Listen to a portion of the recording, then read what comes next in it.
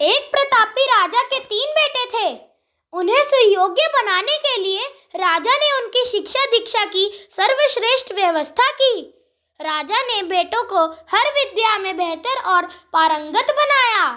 राजा चाहता था कि उसके पुत्र ही उसके राज्य की बागडोर संभालें। जब राजा बूढ़ा हो गया तो उसने अपने सभी पुत्रों को अपने पास बुलाया।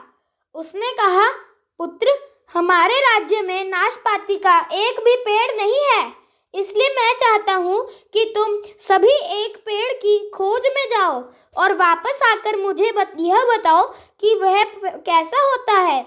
लेकिन राजा ने एक शर्त भी रखी कि उनके तीनों बेटे अलग अलग और 4-4 माह के लिए अंतराल में जाएंगे।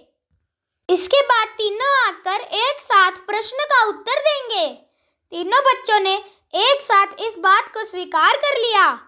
राजा का बड़ा बेटा सबसे पहले गया, उसके बाद मंझला और सबसे आखिर में सबसे छोटा बेटा गया।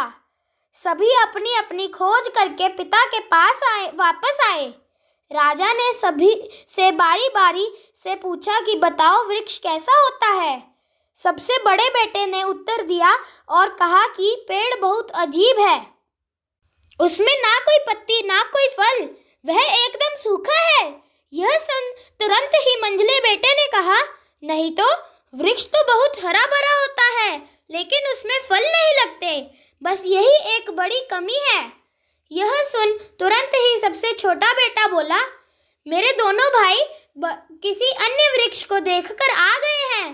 नाशपाती का पेड़ तो हरा भरा होता है, फलों से लदा हुआ होता है, खुद देखा है। तीनों बेटे अपनी अपनी बात पर अड़ गए। तब उनके पिता ने कहा कि जो तुमने देखा उसे ही सही मानो, वास्तव में वही सत्य है। तुम तीनों नाशपाती का ही वृक्ष देखकर आए हो। जो तुमने बताया वह उसी वृक्ष के बारे में है, लेकिन तुमने अलग अलग मौसम में उसे देखा है। राजा की बात सुनकर तीनों एक दूसरे का चेहरा देखने लगे। राजा आगे कहने लगा, पुत्रों, मैंने जानबूझकर तुम तीनों को अलग अलग मौसम में भेजा था। ऐसा मैंने तुम्हें जीवन की एक गहरी सीख देने के लिए किया था। पहली, किसी भी चीज़ को एक बार देख या जांच कर उसके बारे में पूरी जानकारी प्राप्त नहीं होती। किसी भी व्यक्ति या वस्तु के बारे में पूरी जानकारी प्राप्त करने के लिए उसका अवलोकन लंबे समय तक करना पड़ता है।